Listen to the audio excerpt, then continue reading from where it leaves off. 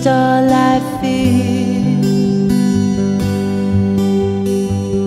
I found a penny that I lost back in 1992. It was tumbling in the wind of the Milky Way, and it brushed my hand as I flew on by. But I didn't need to retrieve it. Here in your cosmic light, I won't remember the pain again. Oh, starlight, I know you can hear me tonight. I need to tell you that I love you, I love you, maker of the stars, ruler of this heart. How you feel this thirsty soul?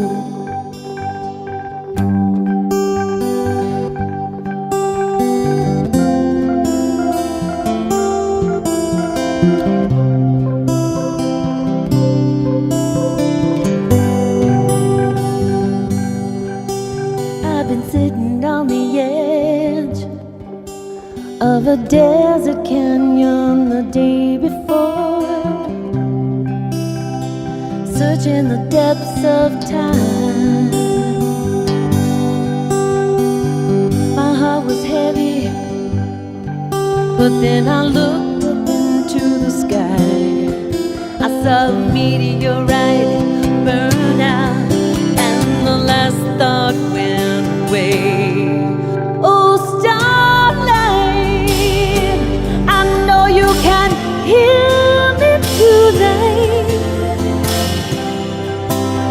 I need to tell you that I love you, I love you, maker of the stars, ruler of this heart. I need to tell you that I love you, I love you.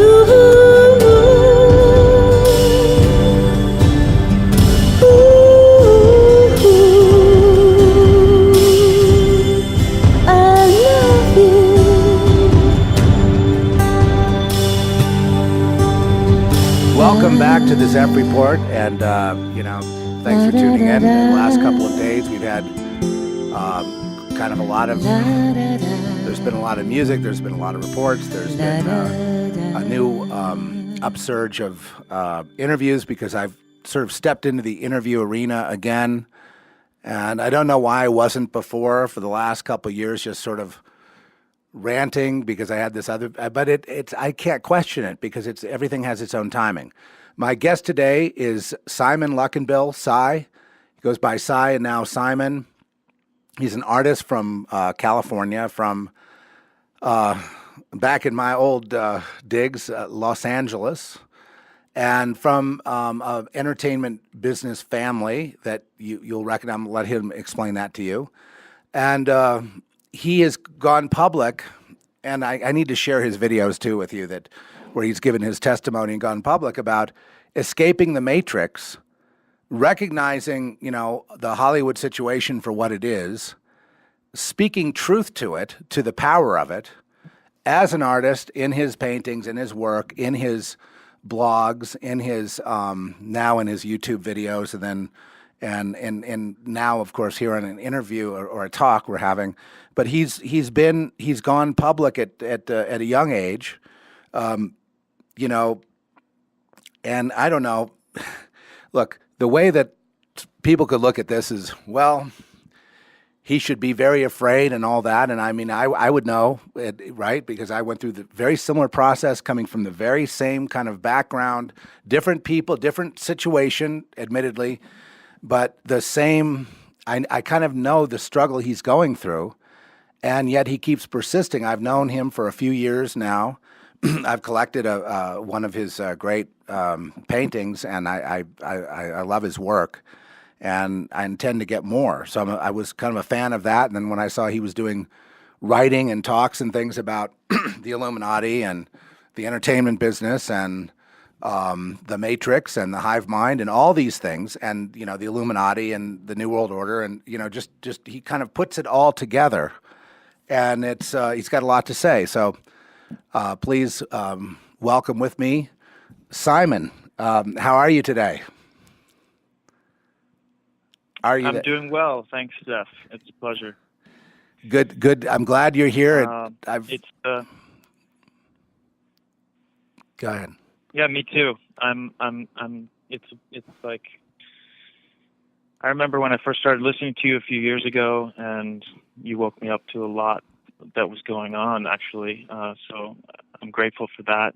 And I remember sending you that sort of compilation of notes that I had that was just all over the place, called New World Hors d'oeuvres, which was to me just like a kind of appetizer of what was to come, and it was, it tasted bad in my mouth every time I would look at it, until I found Christ. It just all started with just like, what is going on with the 666s and the throwing the devil's horns, and it all just became this Christian thing for me, which at the time was just, I had such an aversion to it because I was raised Catholic, and it was really bad experience, and just swore that I would never go that route, especially having experienced certain things on the psychedelic level, and just, having synchronicities that I was kind of felt like I was connected to a force, then I didn't need to go back to any sort of organized religion, but then I just kind of slowly put the pieces together where, separating myself from the organized control matrix of religion, and just tying the lines in with like what Christ is, and I finally just had to come out. I was living in Ashland, Oregon for 7 years, and had all these friends, and we were hippies, and just we thought we were onto something. And I actually thought that we had the most discernment. When I looked around, I saw people with their nose to the ground, and just, and the grindstone, and the hamster in the wheel with the briefcase, like just going to work, and in the cubicle, and we were onto something. Like, we were tapped in. And then I was like, yeah, we're tapped in, and this is all satanic and Christian, and can't we all just like come together and see that? And everyone's just like, huh? Yeah. And they shun me in a way, but we still want to be friends, but we just don't talk about anything that's real to me at that point, after a couple of years of me just going into a coffee shop and fiendishly like writing down all this stuff and coming out with what I did. People still just wanted to pretend like nothing's happening, and here we are 5 years later, and it's the same thing. And so I really had to check myself, like, who am I actually spending time with? And even though they're loving people and like great, actually friends, that they're there for me when I need them, and it's just I can't really talk to them about what's real anymore. Where before it was, yeah, we're in it, we're doing it, we're like, but so it was a lonely walk, and still is for me. Yeah, I know what you mean. Been down here. It's the same thing with my family, and I've just been closed off to people, which I don't prefer. I'm an outgoing person, social butterfly. They used to call me the mayor of Ashland, but now I'm kind of just this like hermit. You're a very good. You have a very good speaker. I'm happy to find. Sorry. Yeah, you're thank you. You're a very good speaker, and very articulate, and that's what's really a gift that's really needed right now. But tell us, Simon, your background, and just kind of explain a little bit, like on the video, where you came from, and so they can get an idea of what you were really up against. Right. Well, my connection to the whole Hollywood framework is a little more esoteric than some might think. I mean, when you think of Hollywood, you think, oh, you have all this, like, you've been to parties and you've seen people doing things, and you've turned away from offers, and so on some level that's true, but I haven't personally witnessed anything except for just the whole gay mafia thing that's pervasive. But basically, my connections have to do with somewhat of a kind of a fractal type of mathematical. I don't know what the word is, but I have all these connections that are personal to me and kind of reveal the nature of what I think I'm experiencing, which is a matrix. And so, yes, my cousins are the Wachowski brothers, and they made the Matrix movies. And I woke up to what I think was my own Matrix right when I was, like, before I saw that movie. And while I don't know them that well, it felt like it was speaking to me personally when I was about 19. And one of the main things that woke me up, like I said in some of my videos, was the 9/11/01. The Neo's ID expired on 9/11/01, and the movie came out in '99. And I was like, okay. I actually had dinner with Ron and Lynn Wachowski, my aunt and uncle, which are Larry and Andy's mother and father, and brought this to the table with my parents sitting there and everything. I'm like, you know that this is in the movie and it came out. And of course I lived in above the Beacon Theater in on 74th and Broadway during 9/11, and so it really hit home to me that my family would be involved in something like this. And that was basically the start of it all. I turned on them, and they thought I was crazy. And it's like, how can you not see 1 + 1 = 2? And there's obviously something going on where they're involved on some level, yeah, on some kind of a serious level, or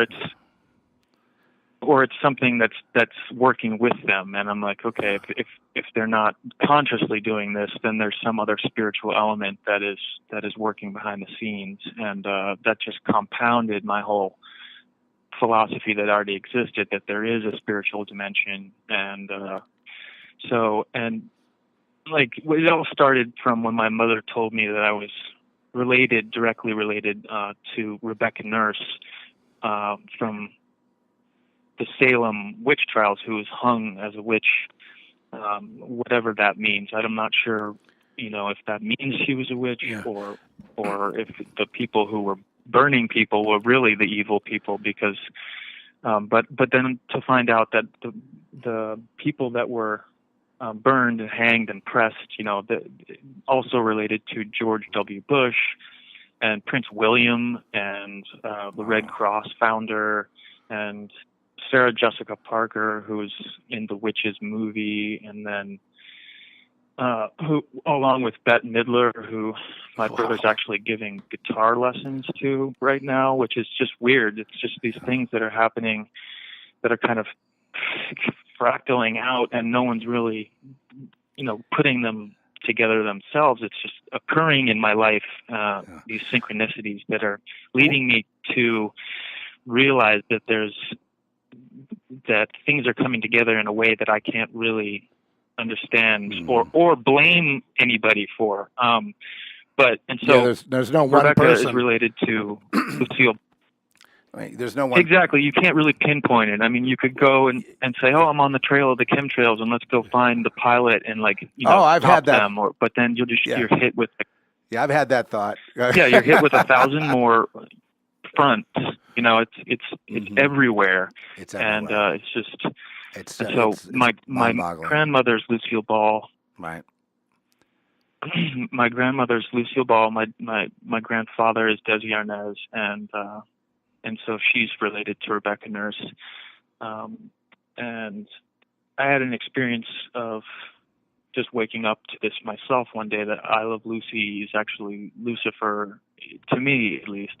There's there's just a whole theme of like calling Lucifer Lucy. And there's that new movie called Lucy, and she just has all the power, and she's like this girl who's gone through this kind of cyborg apotheosis, and she can, like Neo in the Matrix, can control things herself, and so what I was, another thing that came across my path when I was younger was just the only movie that I wanted to watch was The Wizard of Oz, and then I would watch it like 50 times a year, and Understood. then a few years later, realizing that my mother was like really good friends with Liza Minnelli, who's Judy Garland's daughter, and so there's that connection, like personal connection to Wizard of Oz, and at Liza Minnelli's party, meeting Madonna, and just then having all this Madonna stuff,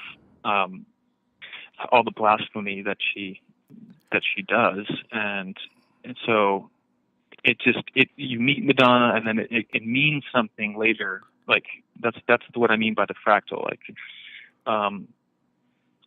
the idea that someone's going to call themselves Madonna, and with the Like a Virgin theme, and just recently, I think it was last week, coming out with a parallel to Jesus and sadomasochism in a picture. And I'll do a video on this, and then yesterday, finding out that there was the Hilton Hotel just did a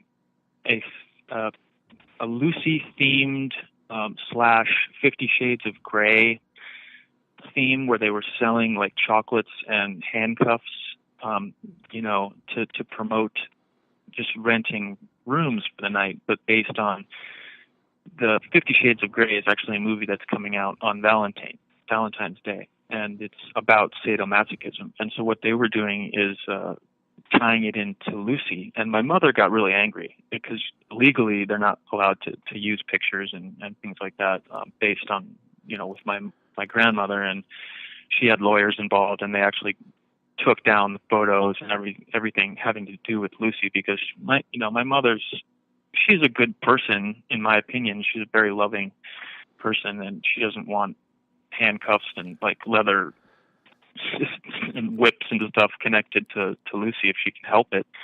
But it's just the idea of 50 Shades of Grey, and to me, that is exactly what's happened since Lucy on the television, where it's like you have just the introduction to this kind of just minor Satanism, where it's like 50 Shades of sin moving to today, where you actually have full like sadomasochistic garb, and that's just the norm, That's the norm now. Yeah. So 50 Shades of, it's just the gravity is just exponential. Yeah, the next phase, of course, is 50 Shades of Murder. That's the next, the next plateau.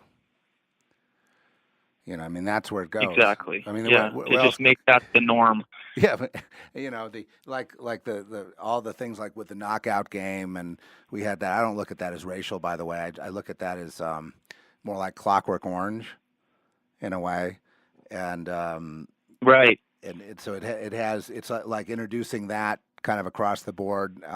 They try to make a racial thing out of it, but it's this idea of this ultra violence as being cool.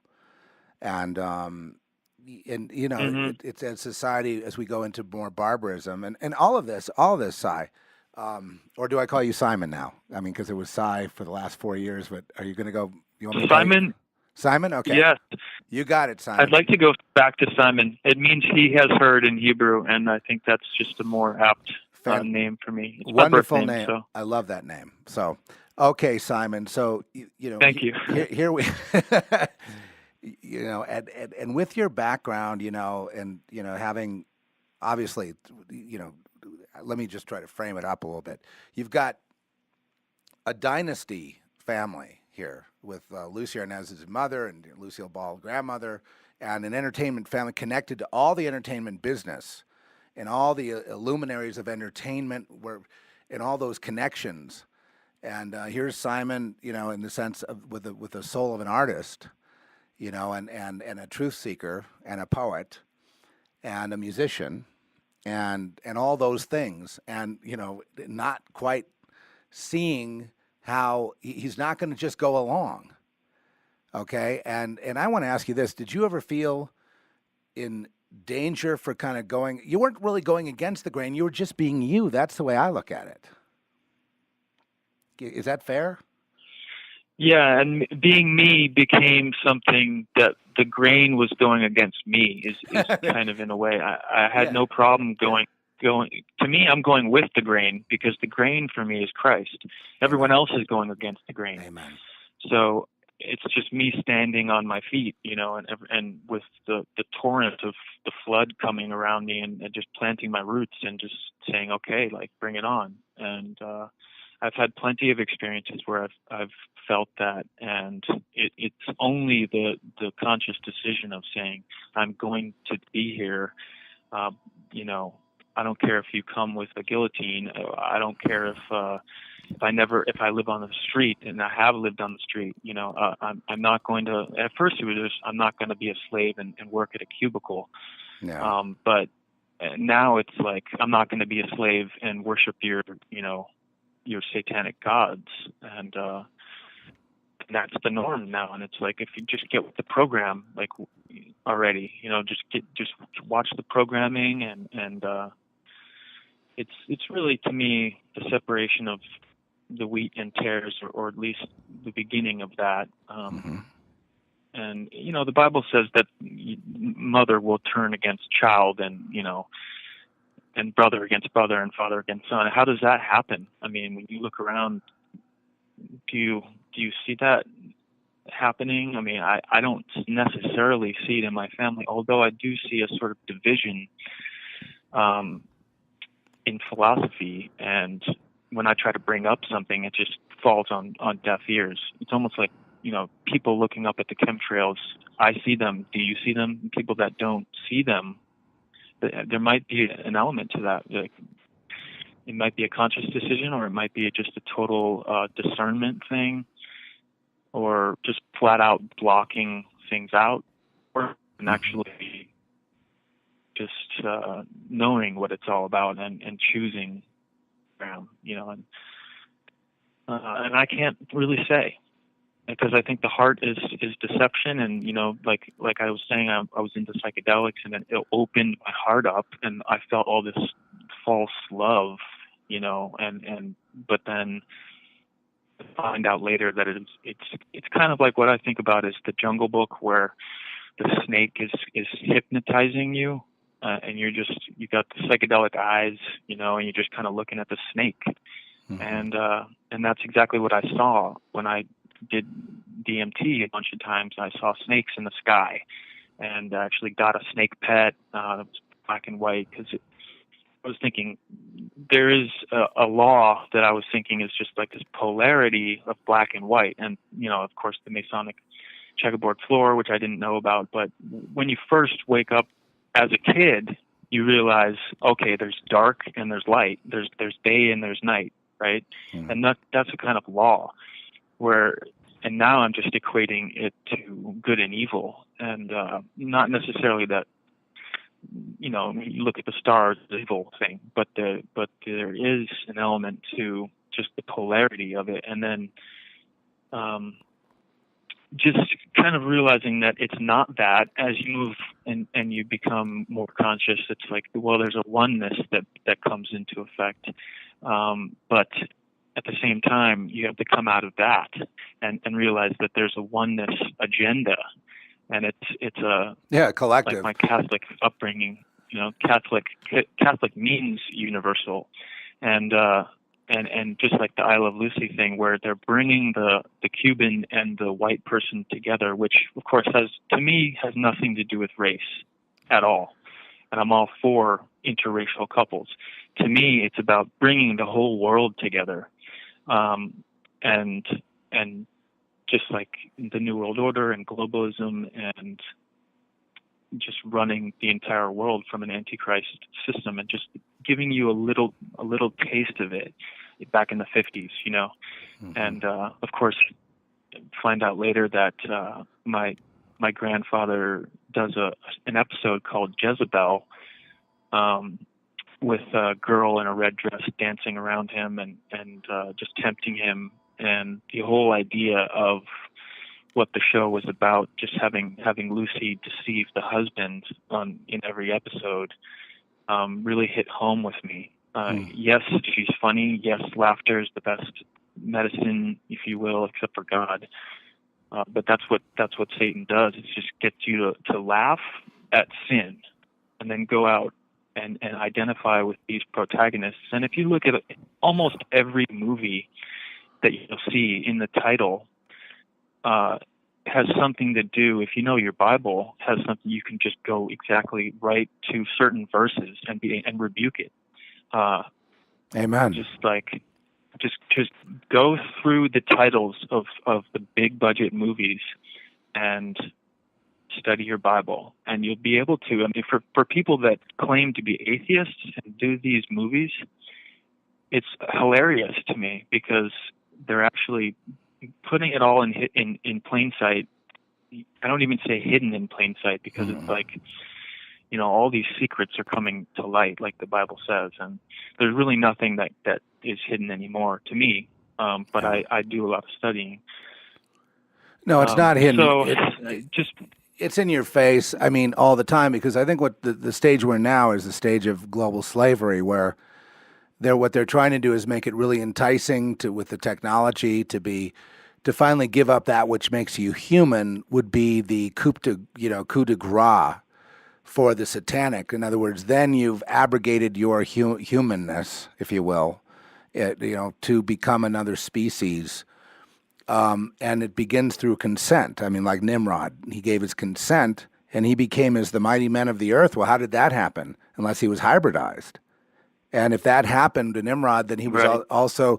What also happened then, I believe, with Nimrod, and this is my take on it, is that if he became like the mighty men of the earth, which were the Nephilim, okay, then and he would have certain powers, then he would have given up what made him human. He would have been past the point of no return, hence victory for the other side. In other words, once we give up our lives, it's victory for that other side. And I think it's all about consent, isn't it? It's really, we have to give them consent to actually go over. And it has to be with our free will. That's the beautiful thing about it.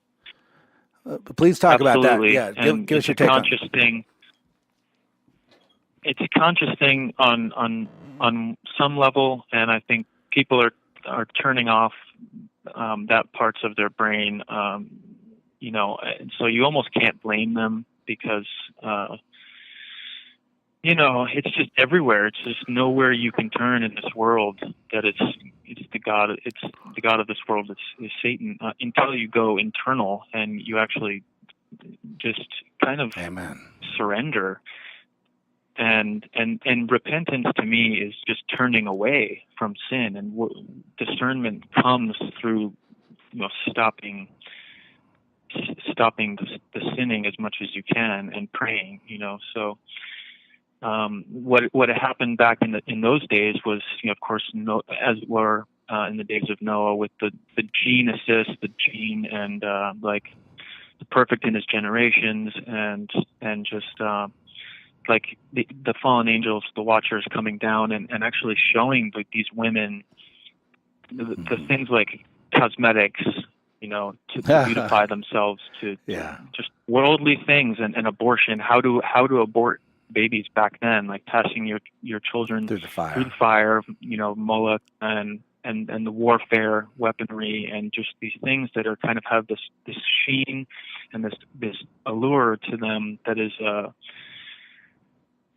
exactly what's happening now. And even now today, you think of cosmetics, and they're actually putting nanotechnology in cosmetics to make it's just every little piece that comes is another pillar, or another like step along the way towards this false apotheosis, and that's what they're selling it as. Mm-hmm. But of course, we look at the Bible and we go to the garden, just like Genesis, where it's "ye shall be as gods," is that serpent promise, and it's like, do this and you'll get that, and it was a lie, and it was a lie back then. It's a lie now, and There is we're in the no days of Noah apotheosis. again, and we're in Yeah. the days of Lot, Sure. and it's sodomy. You know, go to the root of Sodom. Like, go do a little reading on what happened in Sodom. You know, it's not good. Well, when you had Sodom and So we Gomorrah, have just back in those days, I mean, basically it was when you have the one thing, I think when God said about the wickedness and all that about Sodom and Gomorrah, he's talking about it's across the board. You're dealing with witchcraft, murder, and all the rest, perversion, etc. All of it combined. And not just focusing on one thing or one act, but I mean, it's all combined. It all kind of, just equals. And then there's the formula of when God would walk away from Abraham. In other words, when he just, if it got down to too few people who were righteous, who were on the side of God, then once it got down below, what was it, 10, God walks away. So what you got to do, one good thing to do is figure it out. Well, what's 10 in percentage like? What do you think that city was, 100,000? Are we down to that now in the United States? You can actually figure out, like, at exactly. there's some point where the Lord just says, okay, that's it. And there may be a few lambs left, but, but I still feel, and I want to get your take on this. I still feel that in America, we have, even though it seems overrun and they're pushing everything as heavy and fast as they can with the Super Bowl halftime thing and the the videos and the Jay-Z triangles and pyramids and all seeing eye, it's just all everywhere all the time. But still, they're not really convincing everyone, because I still feel like there's a lot of good people here. What do you think? People that haven't gone. When I say good, I was just kind of. Yeah, I think that there is time. We're still here, and someone that I respect just went on the video and commented that time is up. It's wheat or tares, and I'm like, well, okay, so what are we doing then as truthers, as Christians here? What are we doing? Why don't we just go like hike in the woods or something? If time is up, then there's no point to be coming on here trying to tell anybody anything. So I think that there is time, and yeah, me too. Everything that happens is kind of an exponential factor, and it's waking people up just a little bit more, and to the point where it's in your face so much that you really have made a choice. Yeah. Hey, like if someone comes up to you and says, "Yes." I was just going to say, Sorry? I'm just interrupted. Sorry. Please go on with your thought. I'm going to ask you. I'll ask you after you finish your thought there. Sorry. Well, just the idea that they're trying to hide things is just, to me, is kind of like you have the crisis actors, and it's just so blatant. Yeah. And like, I think of crisis, I think there's an ISIS in crisis, and there's in the word crisis, and there's almost like a Christ in there somewhere. And they have actor websites that they don't. It's not a private website. You can just go to these crisis actor websites. You can like look at all the things that are happening with the Boston bombing and just the fake blood and people like with blood everywhere, but they have their legs and they're on the cell phone. Right. And like just these still shots of people, and Sandy Hook it was a huge one for me, because my parents just moved to Palm Springs from Connecticut. Mm-hmm. And it was just this horrible thing where you're like, really, this just happened, and wow, let's take the guns. Of course we're going to take the guns. And back then I knew that I was trying to tell my parents, like, this is just about taking your guns and just control. But at a certain point, I think everyone's just going to be faced with the decision that, they want to have the convenience of the technology, and whether it's the mark of the beast or not, they're going to go there because they're so scared of death. And for one thing I can say about the psychedelic experience, it really helped me to not be scared of death on a basic level. I really felt like there was something, but I didn't know what it was, and who knows, maybe it wasn't, what it is for me now. Of course, I'm Christian now, so it couldn't have been. But I had this feeling of no fear.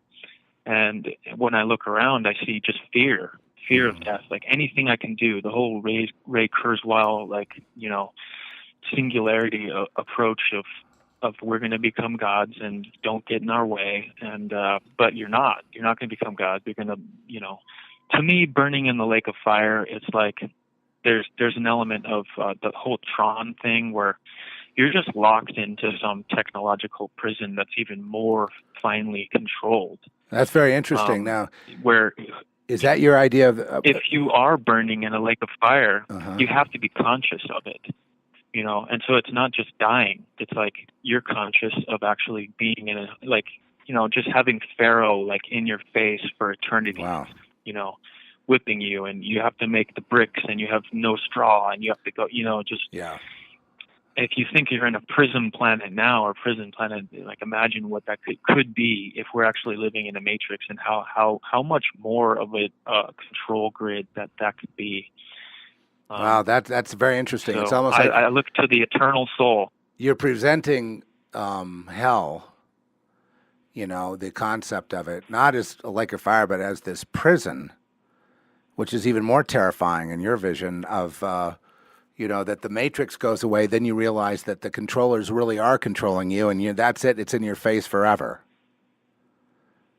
That's a very interesting concept. Yep. That's very interesting. Kind of a modern update of the fire and brimstone. Which is basically making it's like fire and brimstone becomes a metaphor for imprisonment that you can't get out of. Yeah. I mean, on some level, they like to pit the whole, technological immortality with the eternal soul. And I think of the vampires and how they all they need is blood, but they have no soul. So, and what we need as humans, we need 98 minerals, we need water, we need air, we need sunlight, we need all these things, but we have a soul. So it's really a trade-off. I mean, if you were to give up your soul, who knows? The promise in this life sounds a lot better than the reality of what it will probably be, but it's almost like we're in a kind of, prison in a way too, because we need all these things, and we do have the light of Christ, but it says that there will be no more hunger. God said that, that when we go to heaven, there's no more hunger, there's no more thirst, there's no more of this vampiric type of thing. So it's almost like we're in a level of it now, and how much lower can these levels go, and how much higher? Yeah, I think we just become my personal take on it. Yeah, mine is that we expand. The way out is the way in. I'm always saying that, and that basically that we have it. Our cognition, our consciousness, if you will, kind of has it backwards, where the external that was the internal is now external, and that which is external is internal. I mean, I'm sounding kind of out there, but what I'm trying to say is that the real New Jerusalem, the real expansion, is the expansion of consciousness into all the dimensions through the within, through the door within, which is Christ, through the heart. And then that is really, we really become, or we are, that pinnacle of creation, and we're in the process of being created right now. This is like a process. And right. People that settle, they're going to look for the external nirvana, the external heaven, the external experience, where I believe that's backwards.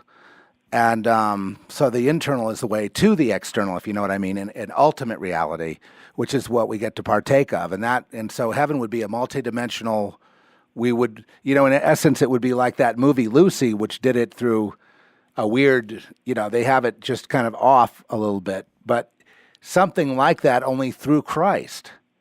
And in this idea of being everywhere, being being super conscious, that means being conscious of being a part of everything and everyone and everywhere and everything, but you're still a single soul. You're still conscious of yourself. I don't, it's hard for me to put this into words, but you've inspired me because you have. I mean, it's true. It's almost like, you know, on one level, what Blavatsky said in the externalization of the hierarchy, in a way, where they're every time you talk to somebody, it's about Christ. You know, it's but those priests, they're pedophiles. You know, and it's like, no, but the kingdom of heaven is within, and call no man a father, but you know, your Father in heaven, and it's like that just falls on deaf ears because they don't have the experience of it in their own personal life. And if the kingdom of heaven is within and the temple is the body, what are we doing, you know, in these huge, like, spired, you know, cathedrals, worshiping, you know, these buildings and the mammon, and just like to allay our guilt, it Simon. has to come from it's to allay man's guilt. You go in there. I saw this. I saw this film yesterday. It was a really good movie, but I mean, they're going to, you know, everybody, the cops, everybody, they all go to mass, you know, and it's like they're absolving the guilt and then going right back out on the street and doing it again, whatever they're doing that's wrong. You know? Right. Well, what did Martin Luther say? It's not the tithing, but that, you know, you pay a certain amount, and you know, you're absolved from murder. I forget what the word is, but it's, you know, they're introducing this thing where you can just kind of give a certain amount and then you're off the hook, you know, or just go to confession and you're all set, you know. But well, my grandmother, she went to confession every week, and then I later understood, when you're part of the mafia out there in LA, I guess you go to confession every week, you know. And you know, when I say indulgences, that's what it is. Indulgences, and they used to pay those in the Middle Ages during the time of the you know, the persecution of the you know, where everyone was persecuted and brought in and sort of brought into their own Kafka trial. Really what they were after, and burning people at the stake, the Inquisition and all that, is they were after people not in the system, you know, and calling them witches. Now, I've experienced this online, and you will too after talking to me, believe me. They're going to say something about me, or they're going to try to bust this thing up of you and I talking. I can tell you that right now. Oh, I get it all day long. Okay, so I get the flying spaghetti monster analogy all day long. You know, just like, you know, the unicorn. You know, you believe in God, and it's like this. And it was interesting because someone said, "Oh, you believe in the flying spaghetti monster?" And it's like, well, we either serve one master or the other. So if you're talking about, he said, yeah, you experience God like I experienced the flying spaghetti monster. And it's like the prince of the air is flying, and he's a monster, and he's got these spaghetti octopus tendrils, you know, tentacles, sentinels everywhere. So yeah, I guess you do experience the flying spaghetti monster all day long, and I experienced Christ, and I don't know. It's all day long. They're governed as to what to say, where to go, who to talk to, and who not to talk to. Their lives are not their own. They're slaves. You're not. And I'm not, and that's the difference. Right. And they're actually more religious than I am to be some sort of scientific like atheist. Atheism is Satanism on a basic level to me. Right. Me too. They don't even know it, maybe, but they don't dress up in red robes. But who needs to be a Satanist? No one. Nobody. That's the whole Bohemian Grove fallacy. Really. Yeah. They're trying to throw you off. It's like the eyes it wide. Exists, right? But you don't need it. Well, they do their sacrifices in plain sight. You know, people get whacked here and there, and they don't tell you that was a satanic rite. Then you have to figure that. Then you figure out later that's what it was. And they've been doing this. Well, what's war? You know, war is a great example of satanic sacrifice on steroids. Yeah. Well, Simon, tell me about your art now, because now, friends, you can see Simon and his artwork and his testimony and learn more about him on his YouTube channel, which is Matrix Ministries. Interesting title, Matrix Ministries. And he's got 3 videos there that I saw yesterday that are all, and a couple of them then get more into the actual works of art, which is very interesting. How you're now beginning to reflect a lot of these concepts and a lot of your ideas, which are also my ideas. I mean, I share them with you, and I think you have a lot of great things to say on that. But now they're being thank you, presented visually, which is that's fantastic. And you're, you know, So check that out, people. It's Matrix Ministries and any other places they can check out to find your artwork. Yeah, well, there's a link to my art site on my YouTube channel, and I'm interested in hearing comments. Especially if you're not just trying to troll, and you have Good something luck. to say. Of course, that. Yeah, I had to block someone the other day because he claimed he created God, and it's like, okay, we're done. Oh, you get them. I mean, and he called. Yeah. It's funny. He said, you're a little vain. And I said, oh, well, I can see how you would see that I'm a little vain because I was talking about my own personal matrix, and then he proceeds to tell me that he created God. And it's like, I'm the vain one? I mean, but bring it on. No, it's fine. I need entertainment somehow. You choose your delusions. That's what the Lord says, so, and he will choose them. And if you strong drink. Yeah, for that reason, I'll give them strong delusion. Go ahead and be all fleshy and think the flesh is the end all and be all. Be ruled by the flesh and then ruled by the matrix, ruled by the hive mind, ruled by the queen of heaven, who is really just the Isis in disguise. And what you wind up with is all the violence, all the hell, all the hellish nature of this earth. But you know what I think a really strong motivator is money. I think a lot of people will just about do anything for money. And a lot of this Satanism that we're talking about Satanism today, folks, on the Zeph Report. This is Simon Luckenbill and myself, Zeph Daniel. We're talking about basic Satan, worldism, Satanism, the world 101. Nothing exotic here, even when Simon's talking about fractals and, talking about the kind of, what she's talking about is the connections between how all these events and things connect, right, Simon?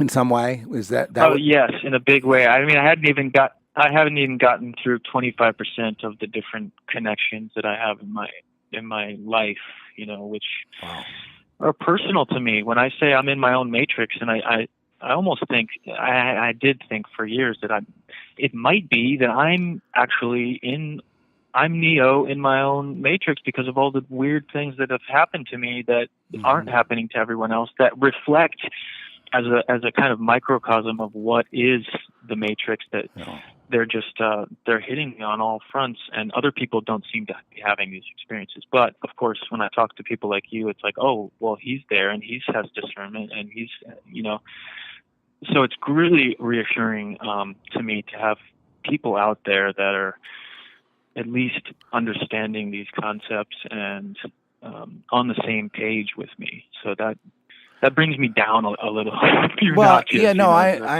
understand. I've been dealing with this a long time, and it's very refreshing to me to talk to a young man such as yourself. And to me, you're young, even though you're not that young, really. You're in your early 30s.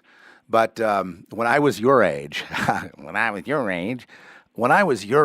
oh my, I was just so messed up. Oh, wow, I really was in denial, and I was running from myself, and I had these experiences with UFOs tracking me, and but finally, after a few years of that, I finally, toward the end of the 90s, I finally just gave out to the Lord. I just gave him everything, and I've been on this track ever since. And then he told me everything. He showed me everything you're talking about. And like, I go all day long wanting a conversation with someone like you, but I'll tell you, in this town here, we've got, Santa Fe, New Mexico, which, you being a painter, you obviously realize that's an art community. And what you get with that is the most ignorant. There's no conversation possible here. You go to a Starbucks, you're horrified at what you hear, or wherever. I mean, I'd say Starbucks is a cliche, but wherever. You go to a coffee house somewhere, and they're all reading these. They're all kind of in their commie thing, and they think they're so educated, and they're so atheistic, and they're so, I don't know. I watch. I feel like I'm studying a different species. I know that's not true, ultimately. Well, there's power in the image of the beast, There's power in the whole New Age. You can tap into something, but it's a false light, and that's all I'll say about it. It's a false light. It doesn't. I've seen the light. It doesn't reflect off the wall. Whereas if the light of Christ reflects on everybody, it lights up everybody. But their light is only selfish light. It just sticks to themselves. That's been my understanding of it. It's their own thing. It's their own narcissism. It's the light of narcissism. It doesn't go anywhere. It doesn't do anything. It doesn't produce anything. It just devolves into death and nothing. But you tell them that, and they get very insulted. It can all be summed up. Please, go ahead. Right. It can all be summed up in the word death, if you ask me, death or life. Okay, now that you've chosen life, Jesus. and thank God Jesus tapped you and chose you and picked you out of the middle of this whole thing. It's really a story in and of itself. It's of almost biblical proportion, because I know what you've gone through, and I know what you're going through now, because Simon is still, he has love toward his family, and that's what I had. I have love toward my family, but they're all involved in something else, and you try to talk to them, and he's still trying to, like I did, try to have a relationship with them, right? And so how is that going? And I mean, you told us a little bit earlier, but I'm just, if you go a little deeper. It's going well I accepted, if I were to accept the fact that they'll never kind of want to talk to me about these things, and it's just, give them a hug and say I love you and eat dinner with them and, take out the trash. Mm-hmm. But no one's really taking out the real trash here. It's just go along to get along, and kind of here's an opportunity over here if you're willing to compromise, and just here's another one, and here's and I just constantly have to find ways to say no and speak the truth, but not push an agenda, a spiritual agenda. But I know always what you mean. Speak truth whenever I speak. You told me last time in a loving way. Yeah, no, you're very loving, and it shows. It comes through. You really have that spirit, that spirit of non-judgmentalism, and you love people. I can tell that, and it's very refreshing, because I think all too often, and I'm kind of guilty of this. I get mad, and then I let her rip, and then I'm sorry afterwards, and I have to repent. My audience out there, they've put up with me and all this for years. They know that I don't really mean it. I haven't thrown curses on people like have been done to me. I don't even conceive of that. But I know that does happen in Jesus' name toward me. Curses get thrown, and I've spent a lot of time trying to understand this sort of online Christianity where everybody says they're a prophet and then everything they say is false. It's like, friends that I have that just guess at the news, that just guess at it, are more accurate than you people. But that's a whole other battle to fight another day, not now. What's the plan with the paintings? I mean, you're not in a gallery right now, but I saw you had a show, right? You were at a art festival show. Is that what you're going to be doing, or how? How do you see that? I need to get some more. I was just at the Southwest Arts Festival. My first show was at Archangel Gallery in Palm Springs by a guy named Michael, actually, believe it or not. And I was also just at the Coffee, KOFFI is the name of this coffee shop, for a couple months. And now I'm actually applying to about 25 festivals in this next coming year. So we'll see if I get into any of those, and really just try and move into the direction of bringing Christ into full color, And well, we've got to see you. I want to find out where it's going to be, and I see there's a lot of RVs there. I'll just drive down there and hang out next time you have a show. Yeah, well, I'm moving back to Oregon April 1st, and then I'll be on the road depending on where the festivals are. Mm-hmm. But I'll keep everyone updated, and you can check. Of course, I won't be posting the art stuff on my YouTube channel, but I will be on my Facebook channel, and there's a link to that. So, well, I like the idea of having art that you've done, and having paintings that you've done, and I know you really get particular over some of your paintings. I mean, you really have a very detailed process on some of them, and other ones are more fancy free, but they all are dealing, folks, with this this situation, and some things that are almost we can't describe verbally, but when you see it on the image, you go, yeah, I understand that. I may not be able to fully explain that, but there it is. He's captured it. And so that's why I think, Well, on a few of them, I would say that that's true.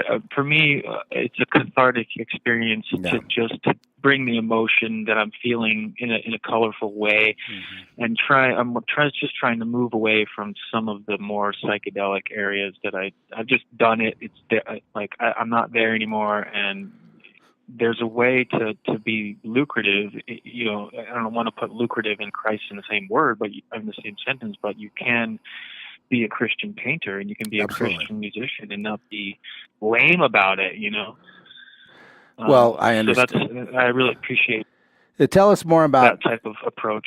I'd like to hear about your musical experiences. Right. Well, there's a link on the third video that I just did of my testimony to a band that I was recently in, probably the best stuff I've recorded. And I talk a little bit about the lyrics and how they're I'm just getting what they're all about, which is, it has to do a lot with my own Matrix type of experience, but that's me on percussion. And it's just my friend Sonny who's playing guitar, and the mother of his kid, which is vocals. And really, I love the music. Just trying to kind of dissect the lyrics a little bit and see what it's all about. Right. Yeah, you were reading. We had a great time playing.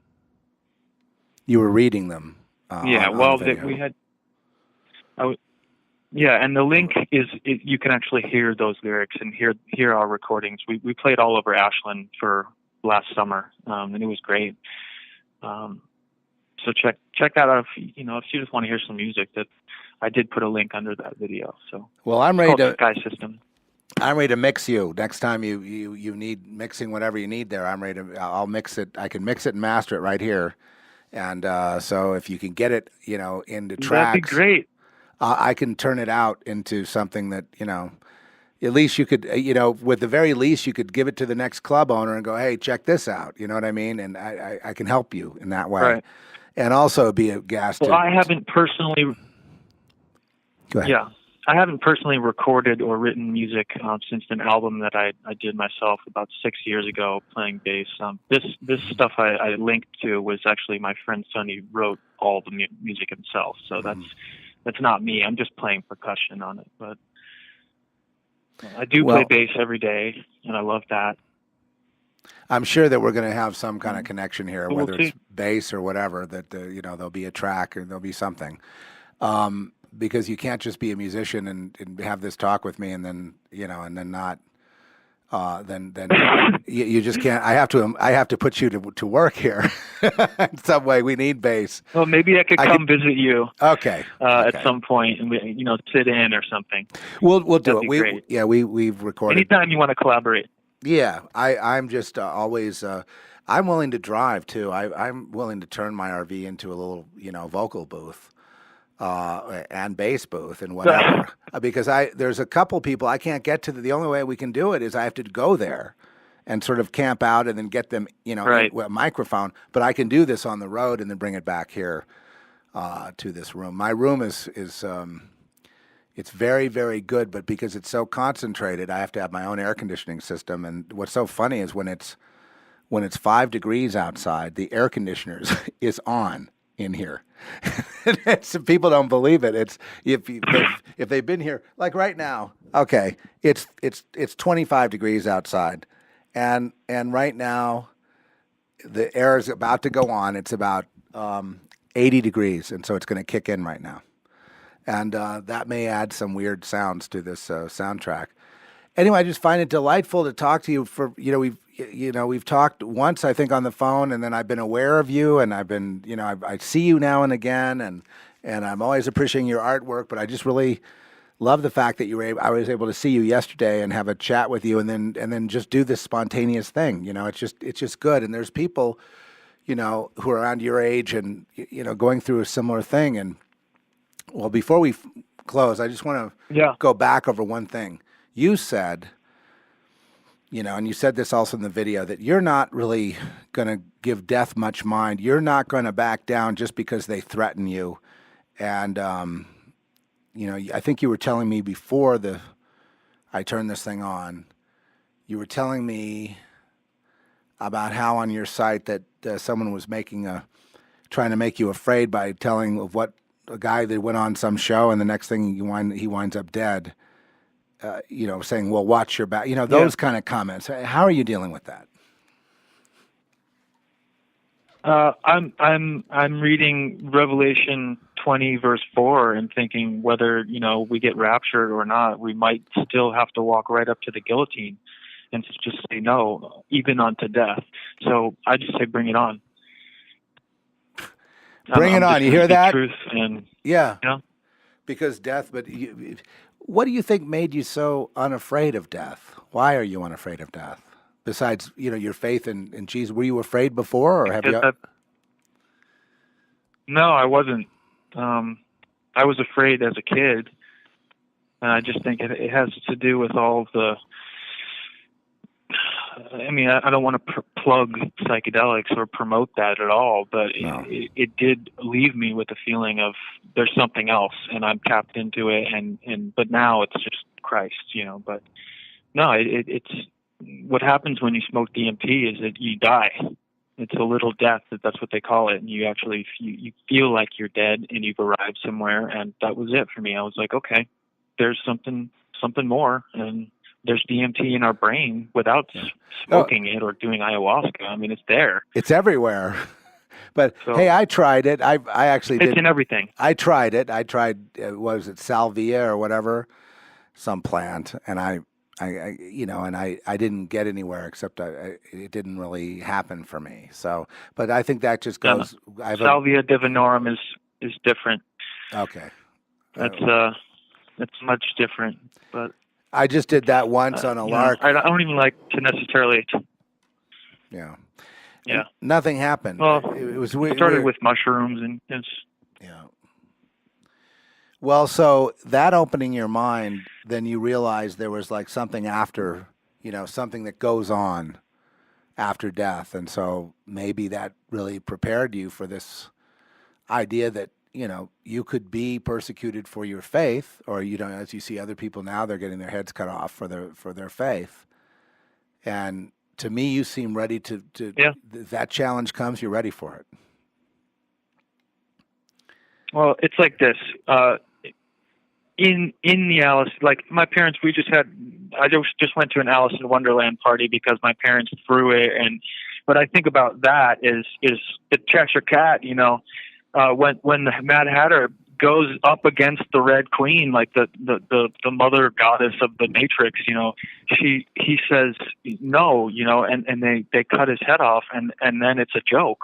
It's like they're actually you didn't just get your head cut off. The Cheshire Cat is smiling, and it's like that's Revelation 20 verse 4 to me in a nutshell.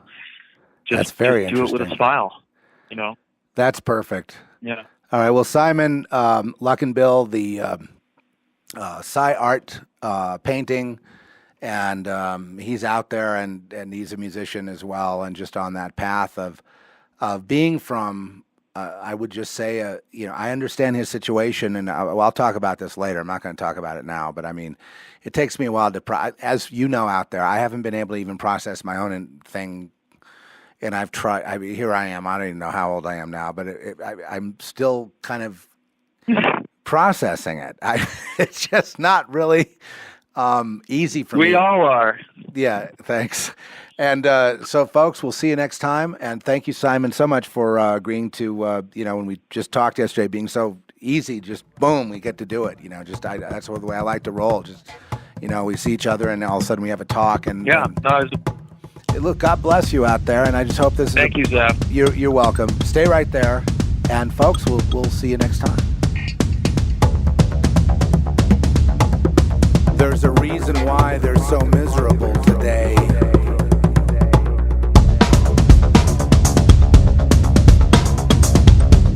There's a reason why we approach the end of the age. A time when all will be revealed. There is a remedy to your misery. There's a remedy to your misery.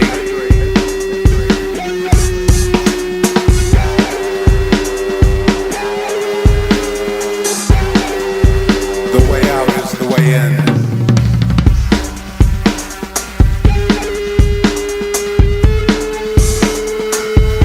Get out of prison.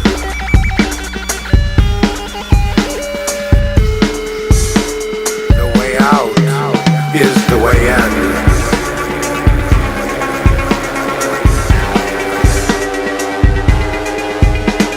The way out is the way in.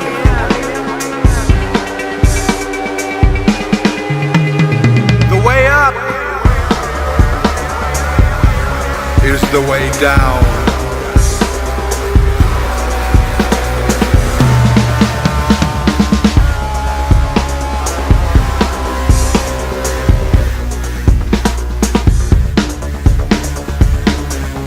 Welcome to the internal apocalypse. Internal. The great unveiling.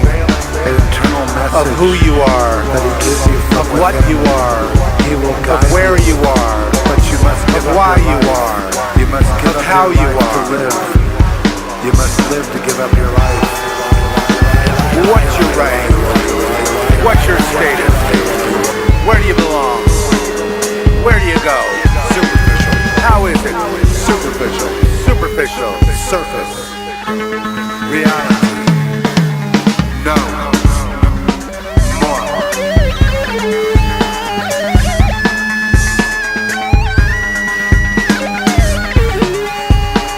Material of all illusion. Of none illusion. Of some